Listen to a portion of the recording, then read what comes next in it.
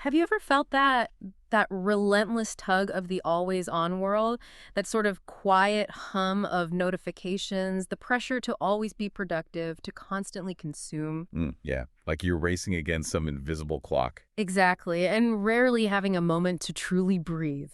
But what if the ultimate luxury wasn't about getting more stuff, but about reclaiming something? hmm Well, something much deeper. Like time or presence. Yes, exactly. Time, presence, genuine connection. Welcome to the deep dive. Today we're jumping into a concept that's quietly reshaping how we think about living richly. It's called slow luxury. Sounds gentle already. It does, doesn't it? And it's not just some fleeting trend, it's a real philosophy. And it's being championed by a company called Luxure. They actually call it a quiet revolution of luxury. Okay, intriguing. So our mission here is to really unpack what slow luxury means. How does it tackle the challenges of, our hyper-connected digital age?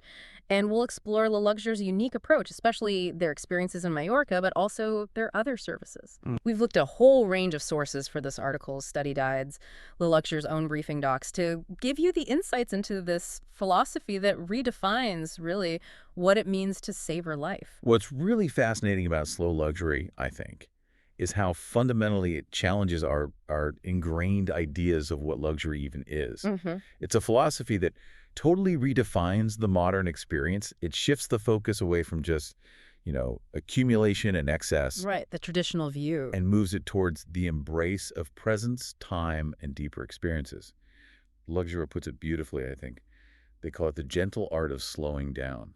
The gentle art of slowing down. Yeah, it's less about piling up material wealth and more about cultivating a wealth of moments. That phrase itself, the gentle art of slowing down, it just feels like a breath of fresh air.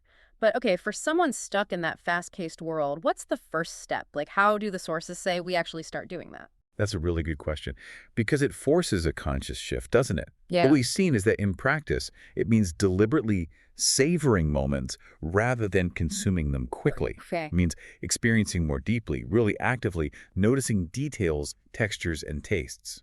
So paying more attention. Exactly. And that immediately contrasts with that traditional image of luxury, the shiny labels, the glitter, the abundance. The shift is profound because it's asking us to value these, intangible things like time, attention, connection, above just sheer stuff. It's about being present enough Yeah. to actually register the subtleties of an experience. So it's not just about buying a different kind of thing, but a different way of engaging with life. Precisely. It makes me think about those rare moments of stillness, of unhurried mornings, before you grab your phone, allowing your thoughts to just wander. Or the feeling of, say, hand-woven fabrics, that texture, understanding the story behind it, or even the quiet dignity of craftsmanship that isn't rushed. Yes, the human element. These aren't just details, are they? They're moments filled with intention, with time. I wonder, for you listening, what moments in your own life do you wish you could savor more? Or have you ever felt that traditional luxury, with all its promises, just didn't quite satisfy because it lacked this depth? Now, if there's one aspect of modern life that slow luxury seems to directly confront, it's got to be the relentless pull of our always connected world. Oh, definitely. We've all felt it, that background hum, that feeling of being perpetually tethered to our devices. Our research calls it digital fatigue. It's almost just normal now. It is normal, and it raises a really interesting question. Yeah. What's truly the most indulgent thing you can do today? Right. And interestingly, what the sources present as one of the most indulgent acts in the digital age is simply switching off. Just switching off sounds simple, but it's hard. It is. But the data we looked at really backs this up. A striking 27% of adults planning trips for next year actually intend to reduce their social media use. Wow, that many. Yeah, and nearly 1 in 4 are specifically looking for full digital detox vacations. So these aren't niche desires anymore. It's becoming mainstream. And beyond just the relief from notifications, the sources hint at a deeper cognitive benefit. True disconnection might actually boost creative problem solving, memory consolidation, things that are hard to achieve when you're always on. That's fascinating. So the lectures isn't just offering quiet time. They're offering like a mental reset with real benefits. You could say that, a reset button, yeah. That's a crucial point. It's not just about stopping something negative, but enabling something positive, something vital for our minds. And the lectures retreats, they're specifically designed to promote this disconnection and the rare pleasure of switching off. It's about consciously reclaiming silence, escaping that constant noise of notifications to rediscover uninterrupted thought. Uninterrupted thought. Imagine. It sounds almost revolutionary today, doesn't it? A genuine luxury. And this is where the setting the environment plays such a huge part. When we look at Luxure in Mallorca, for instance, the sources give this beautiful description.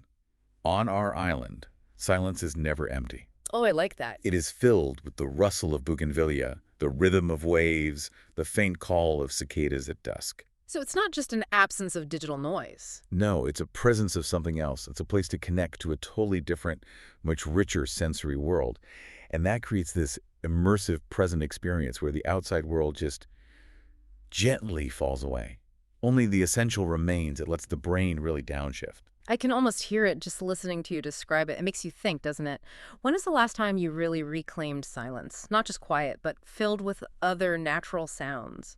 Have you ever really longed for a proper digital detox where that constant hum just stopped? And your mind could just wander. It's a powerful idea and clearly a growing need. But okay, beyond just unplugging, what really anchors this slow luxury idea? The sources point to craft, culture, and connection as foundational. Valuing craftsmanship over mass production, authenticity over spectacle. That feels like a strong statement against, the disposable culture we live in. It is. And what's compelling is the focus on mindful choices and how they meet a deeper human need. Think beyond just appreciating, say, hand-thrown pottery by local artisans. It's about how these tactile, human-made things sort of wake up senses that get numbed by mass production. Right, that physical connection. Yeah, the cool feel of linen sheets woven from natural fibers, or even tasting heirloom recipes shared at a family table. These aren't just details. Every detail tells a story. It honors the human touch, traditions, a connection to the land. These experiences reconnect us to a sense of belonging, of heritage, that often gets lost in our globalized, disposable world. They really connect you to a place and its people. And Luxure seems to really embrace that with their curated cultural encounters. They're not just offering a standard tour. It's things like dining at a chef's private finca or learning from artisans who keep Mallorca's heritage alive. Yeah, much deeper engagement. These aren't passive experiences, are they? They seem designed to actively foster a deeper sense of authenticity and respect, letting guests really participate in the living culture. How hard is it, do you reckon, to keep those experiences genuinely authentic as demand grows? That's a really critical question. The sources emphasize that it needs careful curation and, importantly, genuine relationships with the local communities. It has to be about partnership, not appropriation. Right. Respectful exchange. Exactly. The goal is to ensure these encounters truly honor the human touch, the traditions. It's a world away from a superficial, rushed tourist stop. It takes huge intentionality to do it right. So for you listening, when you travel, or even just when you're buying something, do you find yourself drawn more towards local, handcrafted, or culturally immersive things now? And if you do, why do those choices feel more meaningful than maybe something mass-produced or purely transactional? So all these principles, presence, craft, connection, they really come alive when we look at Luxure's actual experiences, especially in Mallorca. They deliberately design experiences to allow guests to linger. Yes, linger. That's a key word. It's not about rushing through a checklist, it's about letting moments unfold. Absolutely. And the source material paints these really vivid pictures. Imagine breakfast unfolding slowly on a sun-drenched terrace, versus a frantic buffet grab. Much better. Or tailor-made journeys through Mallorca's hidden corners where every encounter is intentional and infused with place and meaning. It all comes back to the Luxure's core belief. True luxury isn't measured in possessions, but in the lasting moments and memories created. Dwelling, not rushing. Exactly. Building that reservoir of meaningful experiences. And Mallorca isn't just a pretty setting, it's actually a very strategic choice. Ah, interesting. How so? Well, the research we saw indicates that tourist spending there is projected to rise 4.7% in 2025. Okay. But the key thing is, this growth isn't expected from standard mass tourism. It's driven by high-value experiential travel. The exact market slow luxury targets. Precisely. La Luxure is perfectly positioned to lead with these sustainable, bespoke adventures that align exactly with this demand for deeper journeys. They're tapping into a market actively looking for something more meaningful, less fleeting. Makes perfect sense. So I invite you listening to just imagine yourself in that setting. What kind of lasting memories would you want to create in a place that actively encourages you to slow down, connect, and truly linger, to let go of the clock and just be. Okay, so we've explored how the Luxure creates these very personal, unhurried experiences. But their vision for slow living, it seems, isn't just limited to retreats. Though that's right. It feels like a philosophy they weave into a much broader set of services. It suggests a more holistic approach to intentional living. Yeah, it does. Their offerings go beyond travel. They have specialized training programs, for example, designed to elevate team performance. Okay. And expert business consulting services, too, focusing on analysis, strategy, and implementing solutions for growth. And how does that connect back to slow? Well, it seems to connect back to that idea of mindful, intentional growth.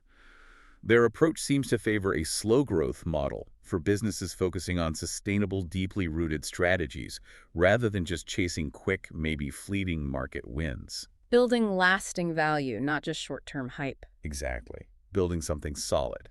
And this commitment to authenticity, to deep connection, it extends even further with an offering called LGBT plus by La Luxure. Yes, I saw that. It sounds like it's not just about being inclusive, but about actively creating genuinely welcoming spaces.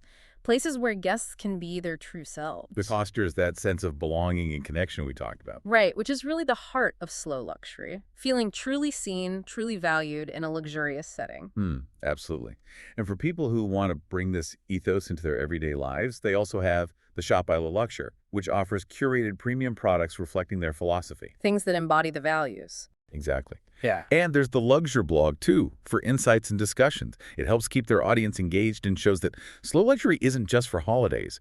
It can inform parts of daily life, too. Cultivating that intentionality continuously. Yeah. It really makes you think, how could these principles, intentionality, authenticity, well-being, extend beyond just travel?